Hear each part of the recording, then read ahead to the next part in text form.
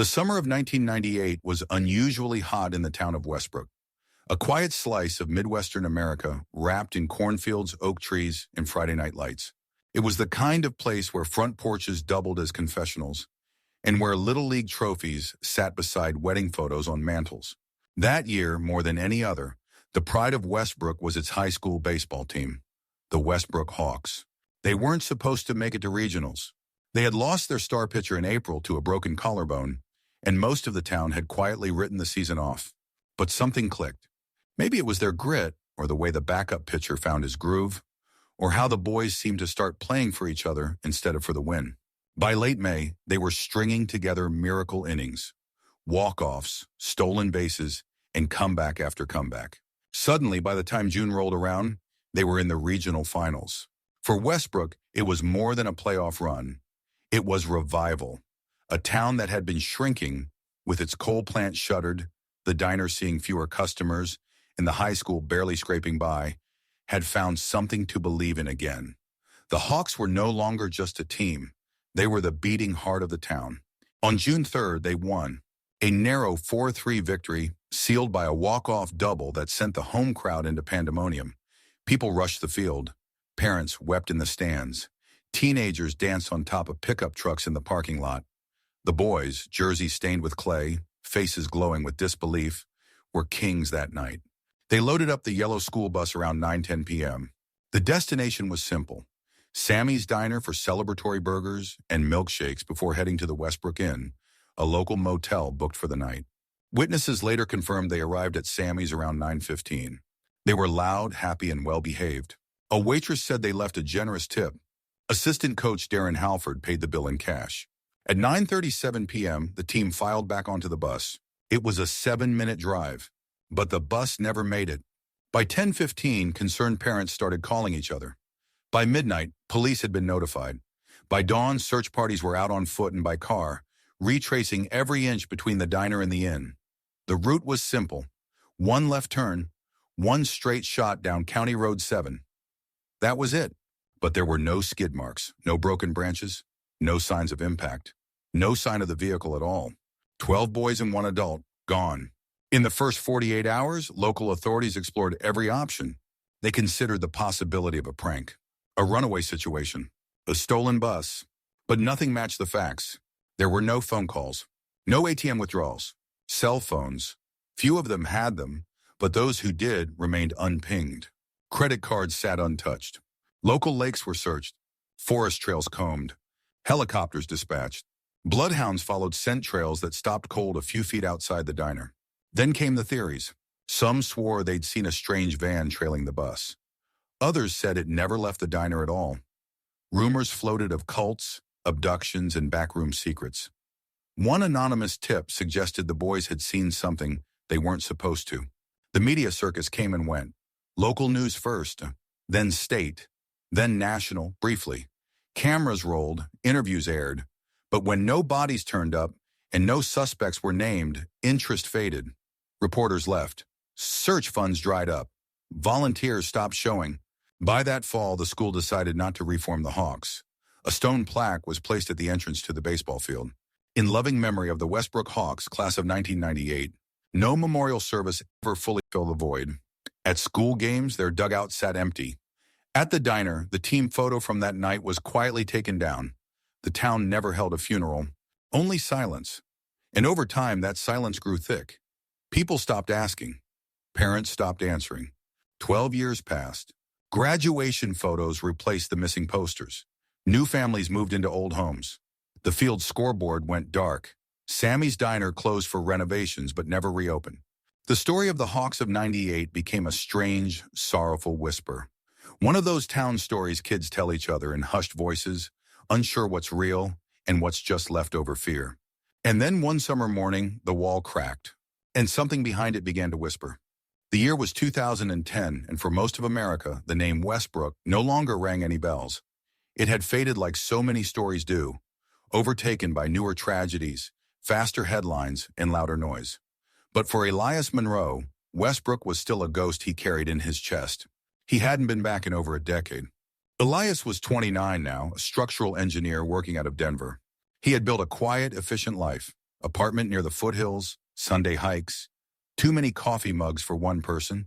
But when the email invitation to the Westbrook High School reunion landed in his inbox, something in his chest pulsed. He told himself it would be quick. Show face, say hi, pay respects, and leave. But that wasn't the real reason he came. His older brother Kyle had been one of the missing boys. A senior outfielder, team captain, known for his calm under pressure and for always tapping the plate twice before swinging.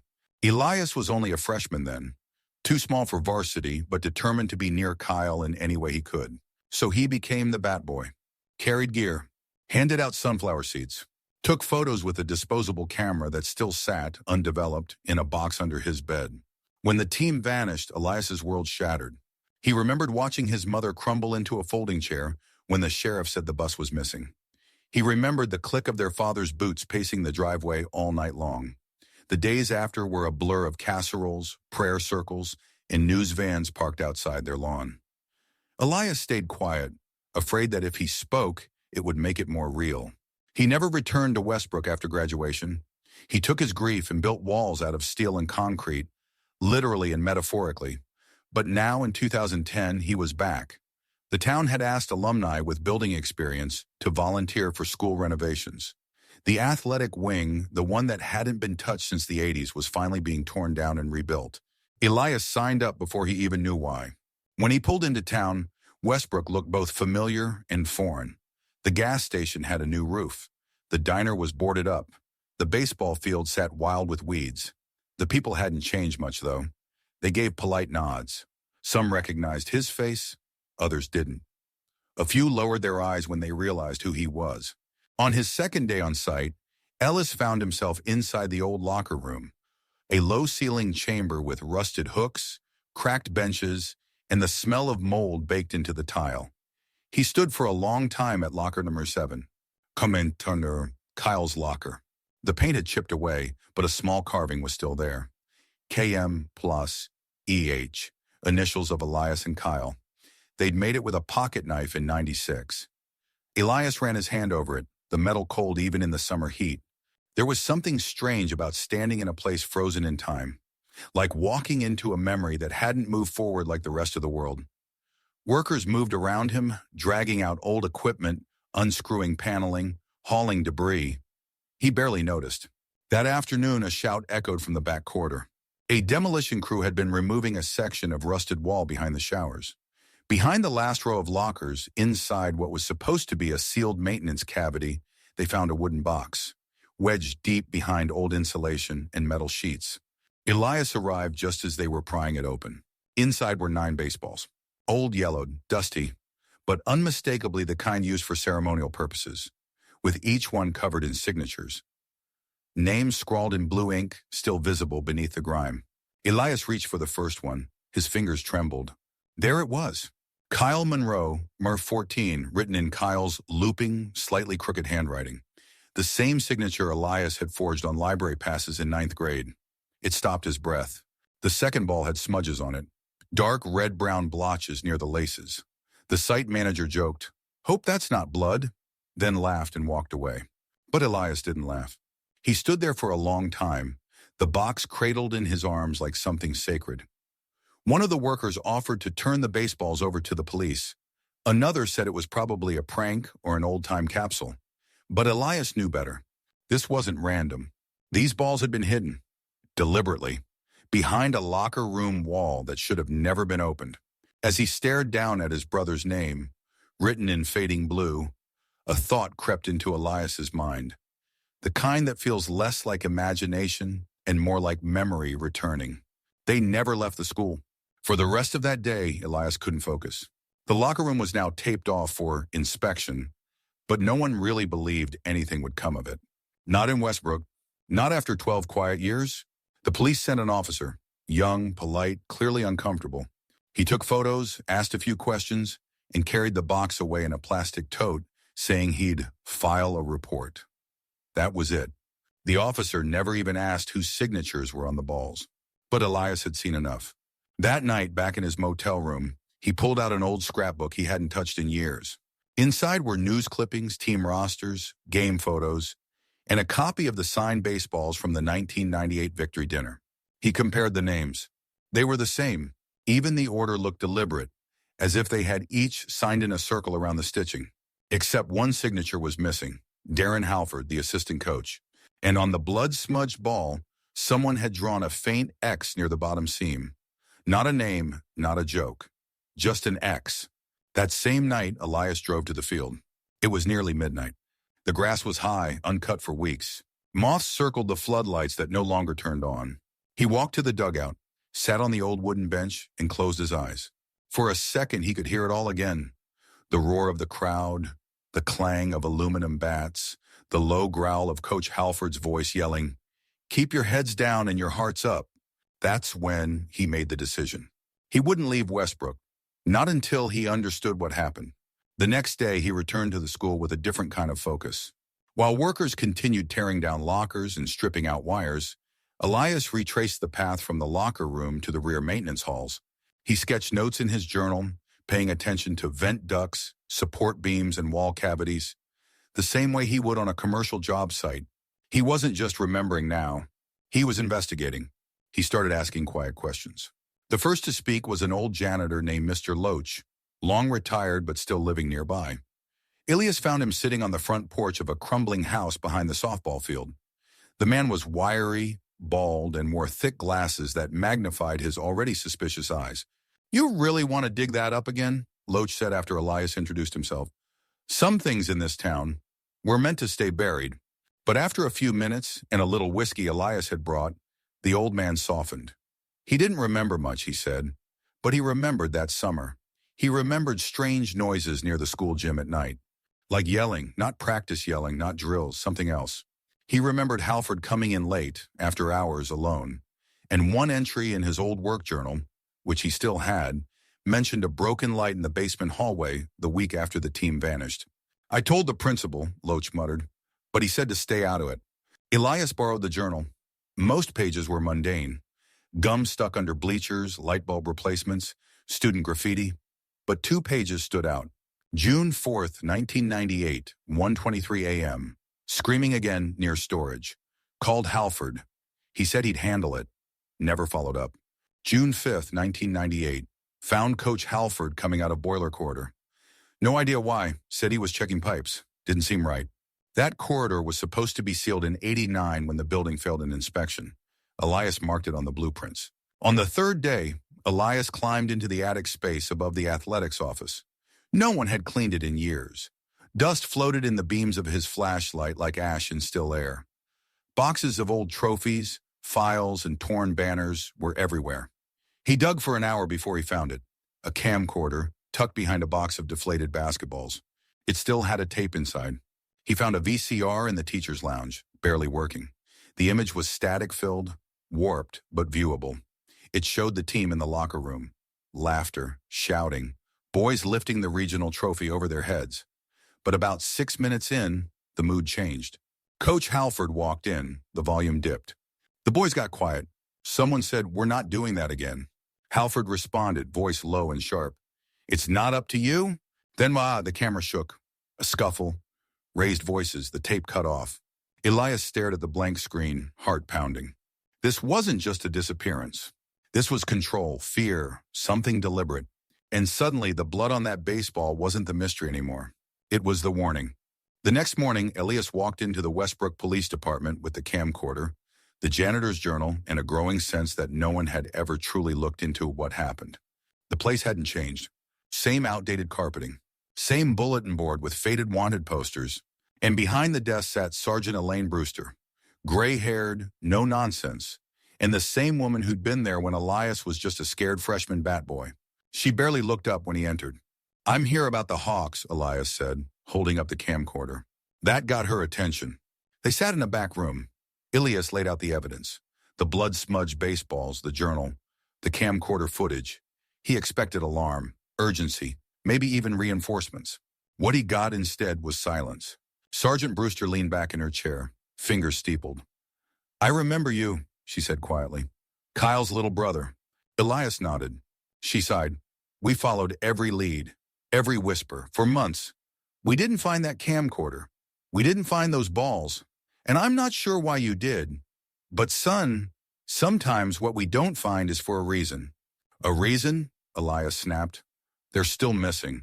That wasn't just some prank. There's blood on that ball. And maybe it's old. Maybe it's nothing. The school's been through a dozen renovations. Items go missing. Kids pull stunts. Elias stood up. I think you're afraid to look. Brewster didn't deny it.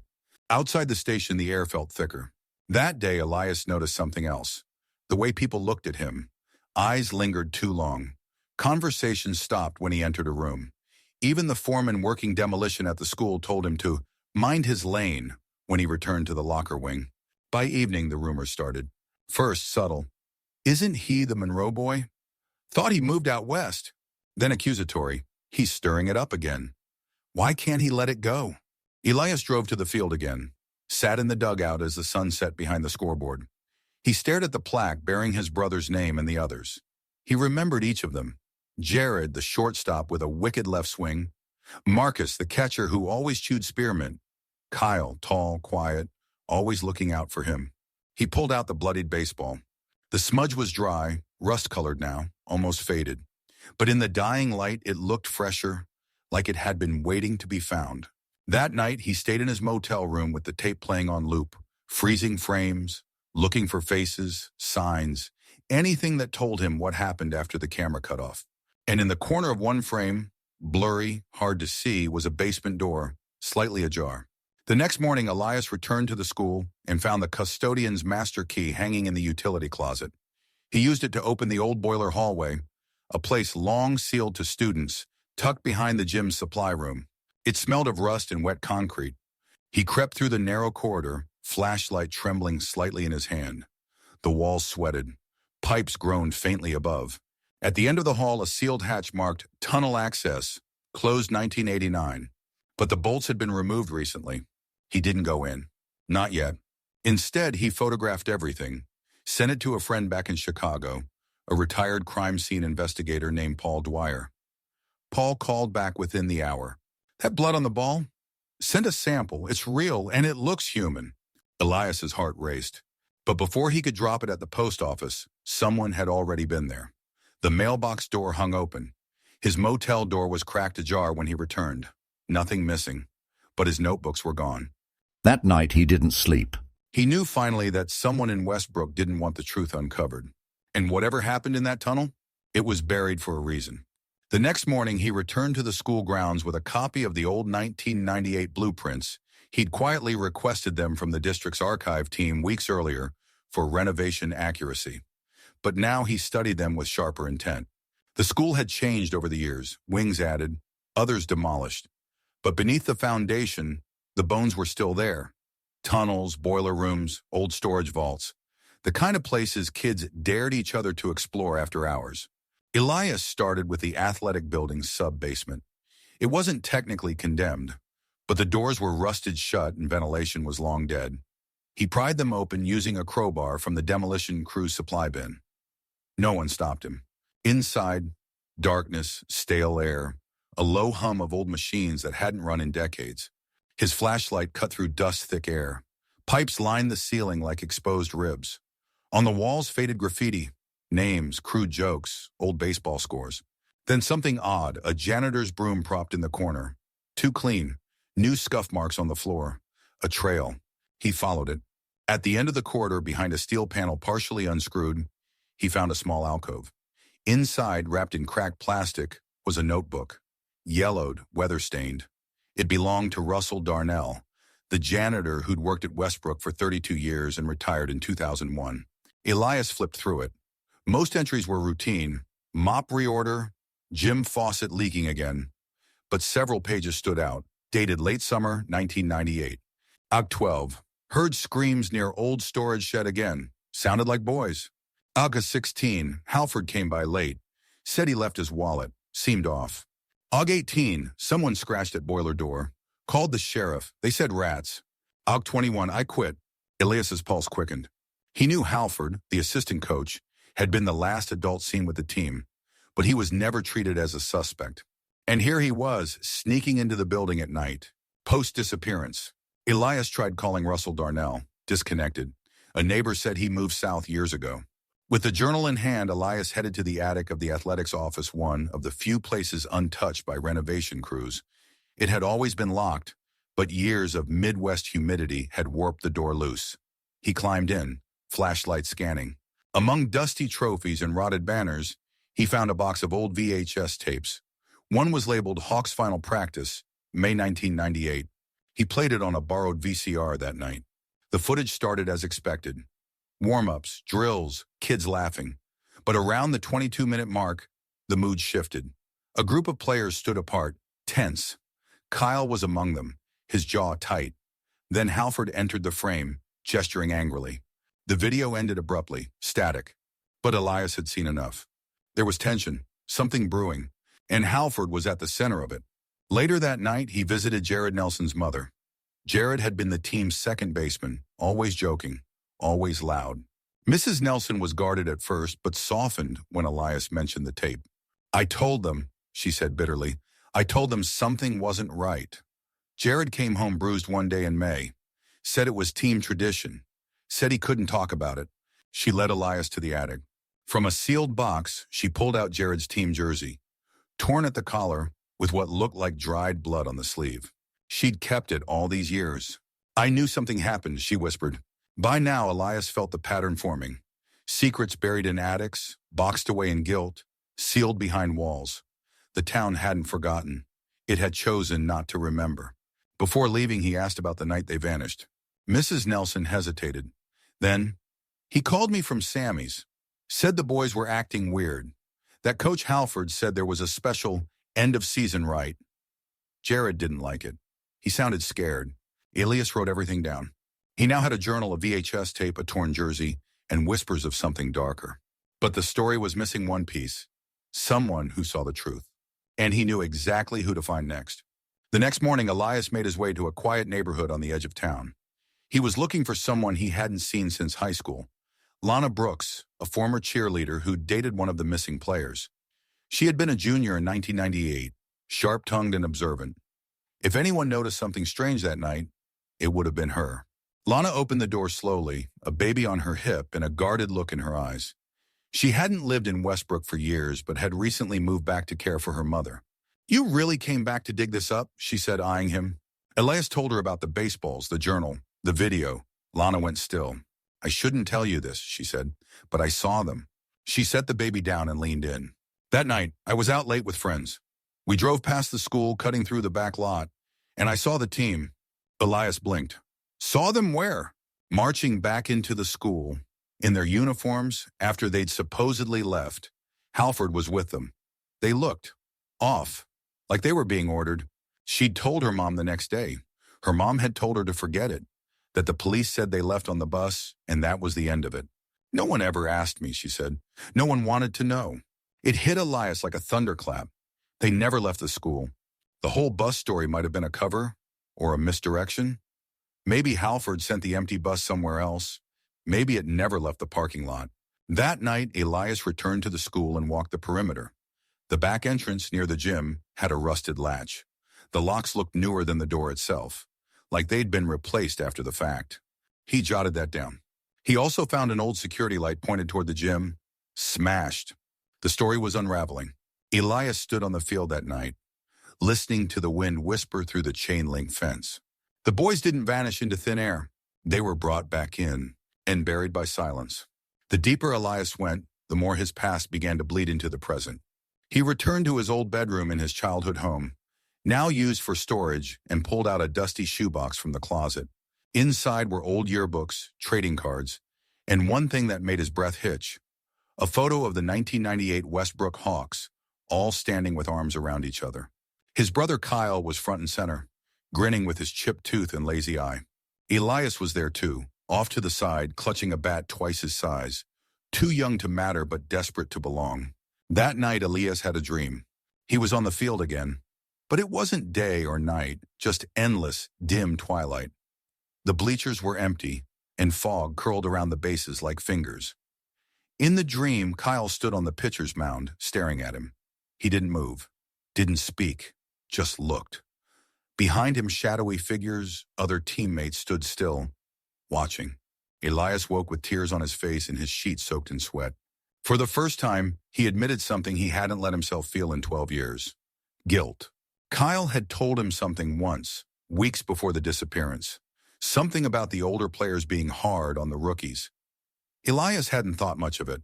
Everyone got teased, but Kyle hadn't smiled when he said it. There were other memories too. Foggy flashes. Elias remembered overhearing Coach Halford whispering to another adult behind the dugout about keeping traditions quiet. He remembered the bruises on Kyle's arms, the way some of the players looked haunted after practice. It wasn't just grief anymore. It was responsibility. Maybe if he'd spoken up back then. Maybe if he'd told his mom or a teacher.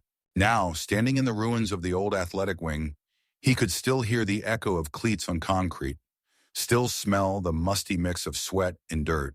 The field outside was overgrown now. The scoreboard was rusted. But Elias walked to home plate anyway, stood there alone and whispered, "I'm sorry." Then he began sketching the layout of the school. If the bus was a lie and the boys never left, then the truth wasn't out there. It was beneath their feet. The final clue came from a place Elias hadn't expected. A misfiled set of architectural blueprints from the 1980s, buried deep in the school district's archives. He was looking for maintenance schematics when he stumbled upon it. A yellowed floor plan showing a discontinued underground service tunnel running from the gymnasium to the old boiler room, a section of the school sealed off in 1999 after asbestos concerns. Officially, it had been cleared and closed, but Elias's gut told him otherwise. With a trusted childhood friend, Mason Bell, now a firefighter, Elias returned at night. They pried open a rusted basement hatch under the gym storage area. The air that hit them was damp and sour. With flashlights trembling in their hands, they descended. The tunnel was narrow, lined with rusted pipes and cobwebs. After 30 yards, the walls began to darken with mold. Another 30, and the stench grew unbearable. Finally, they reached a thick steel door, welded shut. Mason cut it open with a portable saw. Inside was a room no one had entered in over a decade. Personal effects lay in a scattered circle. Torn uniforms, cracked bats, cleats still laced. Names were written on socks and stitched into caps. Some had dried blood. On the far wall, initials were scratched into brick. A waterlogged duffel bag contained 12 wallets, and in the corner sat a wooden chair with restraints. Crude, splintered, and stained. A rusted plaque was nailed above it. "What happens in Brotherhood stays in Brotherhood." Mason turned pale. Elias went silent. It had been a hazing ritual. Not just tradition, but torture. The silence in that room was heavier than any scream. The kind of silence that knows it watched boys suffer, panic, break. The kind that had been waiting to be uncovered. Elias found one final object behind the chair. A blood-stained coach's whistle inscribed with the initials D.H. Darren Halford. He'd known. He'd helped cover it. Maybe even orchestrated it. Elias collapsed to his knees. 12 boys hadn't vanished. They had been buried. Not under dirt, but under fear, shame, and silence. The missing weren't missing anymore. They had always been right there, just out of reach, trapped behind the walls of their own school. The following days were a blur of sirens, news vans, and reopened case files. The discovery inside the sealed room made national headlines. Forensic teams confirmed that the blood traces matched the DNA of multiple missing players. The 12 wallets found in the duffel bag? Authentic. School IDs, notes from girlfriends, even a crumpled photo of the team, all dated June 3rd, 1998. The remains of the boys had long since decomposed, but the evidence was undeniable. This was where they died. And it wasn't an accident. It was a legacy of silence and brutality that spanned generations. As more details emerged, the full truth came into focus. It started as a tradition, an initiation ritual passed down through graduating seniors, meant to toughen up the underclassmen. That night, it spiraled out of control. One boy, later identified as Noah Ellis, a quiet sophomore, had a seizure after being tied to the punishment chair for hours. In panic, the others tried to leave. But one by one, they were either silenced or convinced to stay quiet. Coach Halford, confronted with what had happened, made the decision to hide everything. He locked the room, welded the tunnel, destroyed the bus manifest, spread the lie about them leaving the diner. Then he lived the rest of his days under the weight of what he buried, dying of a stroke in 2002 without ever confessing. The school board issued a public apology. The police chief resigned. Westbrook was forced to look inward, at the culture it had nurtured, the blind hero worship, the unchecked power given to authority. On June 3, 2010, exactly 12 years later, a vigil was held on the baseball field. The entire town came. Old classmates, former teachers, families who had never moved away. A candle was lit for each of the missing boys, a 13th for the truth. Elias was asked to speak. He walked up to the podium with his brother Kyle's glove in hand, the same one Kyle had used the day of the game. He didn't read a speech. He simply said, "We waited 12 years for closure. But what we really needed was courage." He left the glove on home plate.